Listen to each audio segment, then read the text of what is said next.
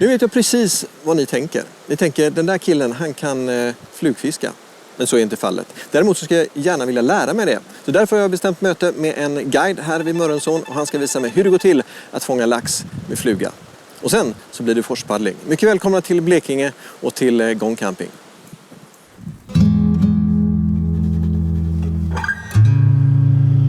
Mörrumsån är en av Sveriges mest kända laxälvar med en sportfiskesäsong som pågår från april till och med september. Hej Mattias! Hallå Martin. Tjena! Jag har alltid varit fascinerad av flugfiske. Jag skulle gärna vilja att du lärde mig grunderna helt enkelt. Ja visst. Mörrumsån är en riktigt god plats att öva med fluga och fiska med fluga. Så att, det ska vi nog lösa. Vilken morgon! Ja, riktigt skön morgon och vi får se vad som händer.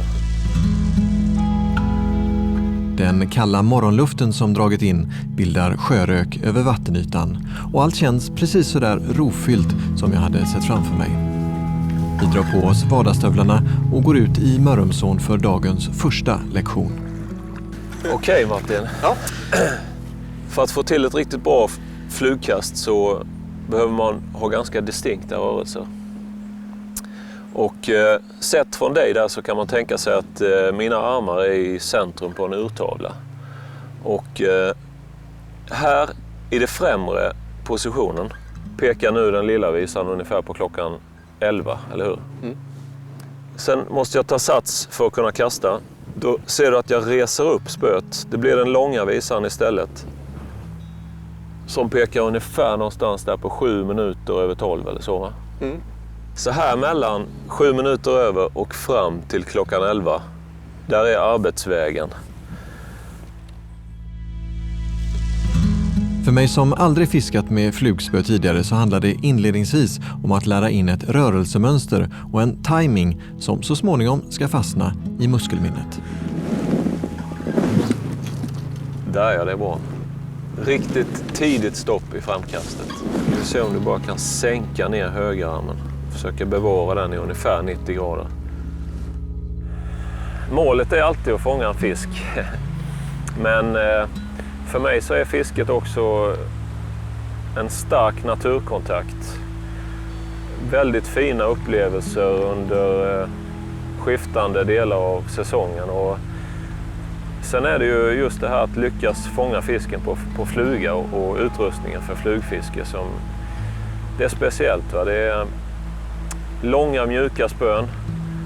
Man känner fiskens rörelse på ett helt annat sätt och framförallt vägen fram till hugget.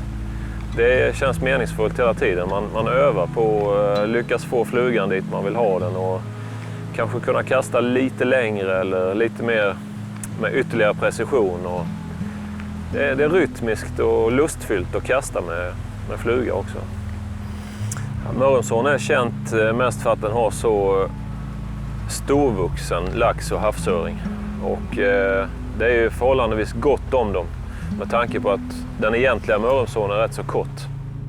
Mattias berättar att man brukar räkna 4 mil av ån som laxförande. Tack vare att det inte är så stort heller så blir det relativt enkelt att fiska. Man når ut bra med både bete och fluga.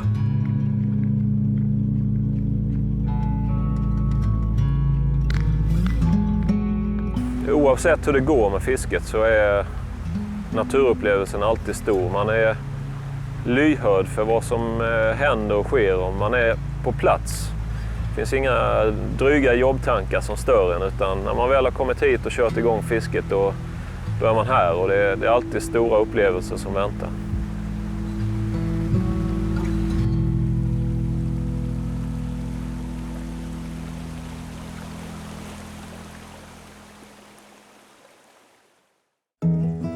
Utgångspunkten för mina upplevelser i Blekinge är Kålleviks camping.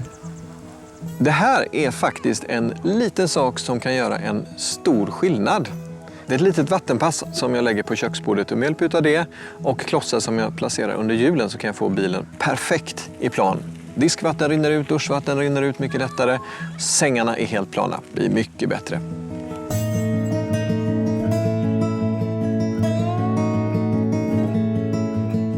Med husbilen väl på plats så är det dags att utforska området. Den trestjärniga anläggningen ligger mitt i Blekinge och bara några kilometer ifrån Karlshamns centrum. Campingen är lummig och de kuperade omgivningarna gör att den känns mindre än vad den faktiskt är. Nere vid vattnet så finns möjlighet till bad både från strand, brygga och klippor. Och blickar man ut över horisonten så ser man öar som tillhör Karlshamns skärgård.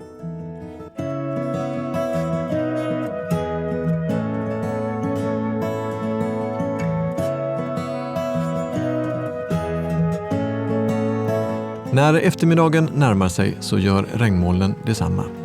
Så det blir till att skicka ut markisen lite extra och laga något värmande till middag. Vad sägs om grön ärtsoppa med knaperstekt bacon?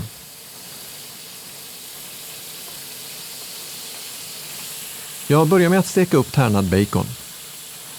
Sedan är det dags att koka upp vatten och tillsätta koncentrerad kycklingfond. Dra sedan ner värmen så att det bara står och sjuder. Fram med vitlök och schalottenlök som hackas fint. I med en klick smör och stek upp lökmixen på svag värme så att den blir mjuk men utan att den får färg. Därefter häller jag i 1 deciliter vitt vin och hälften utav kycklingbuljongen. Dags för de frysta gröna ärtorna att göra entré. Häll i och koka upp och ta sedan fram mixerstaven och kör det hela till en slät puré.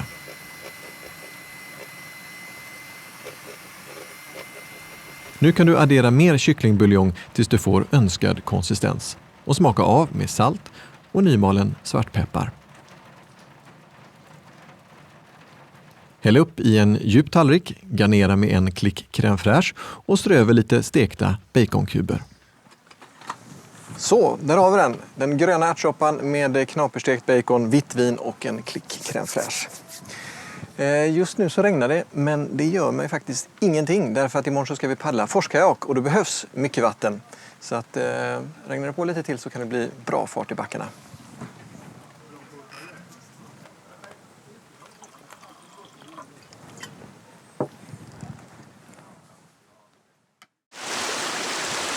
Under vår och höst så erbjuder Mörrumsån en rejäl utmaning även för den erfarne forspaddlaren.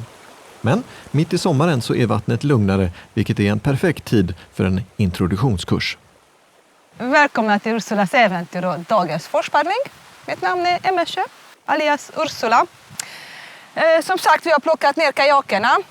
Vi har lite paddlar också. Sen kommer ni att ta på er våtdräkterna. Ger vi oss in i forsen. Innan vi gör det så tar jag lite teori. Att vad är det man behöver tänka? För forspaddling är jättemycket att man ska läsa vattnet och du ska röra din kropp tillsammans med din kajak så att du inte välter så lätt. Det är som argentin tango. Här ovanför har du är bestämd och så. Och här nere är du följsam och så. Efter en kort teorilektion så klämmer vi in oss i de trånga kajakerna och glider ut på vattnet. Det behövs inga förkunskaper, men du ska vara minst 16 år och simkunnig. Här får vi lära oss paddlingsteknik, att läsa det strömmande vattnet och sist men inte minst att ta sig i och ur kajaken på ett säkert sätt. Om du skulle beskriva tjusningen med forspaddling med dina ord för någon som aldrig har gjort det? Ja, det är häftigt, det är det. Det är lite skrämmande. För det är inte roligt att vara under vatten med huvudet.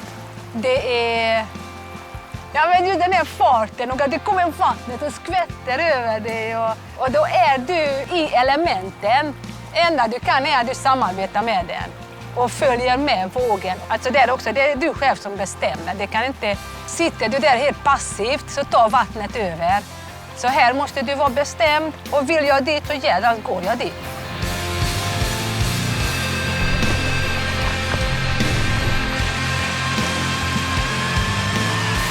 Med våra nyvunna kunskaper testar vi den snabbaste sträckan i ån. Här är det full fart som gäller och vi kör så att det värker i armarna. Som så många gånger tidigare så handlar det om att försöka hitta ett sätt att arbeta tillsammans med naturen. För först då kan man slappna av och njuta av de fantastiska omgivningarna. Förutom all vår utrustning ingår även en lunch i det fria. Ett perfekt tillfälle att snacka om kickarna, vurporna och allt annat som vi varit med om. Måste jag erkänna att när vi började den här serien så trodde jag nog aldrig att jag skulle ha kjol på mig i något avsnitt. Men nu är det gjort. Å andra sidan, har man så här kul med kjol så tror jag faktiskt att jag skulle kunna tänka mig att göra det igen. Mycket tack för att ni har varit med oss här i Blekinge. Jag hoppas att vi ses snart igen, antingen i den här kanalen eller någonstans ute på vägarna.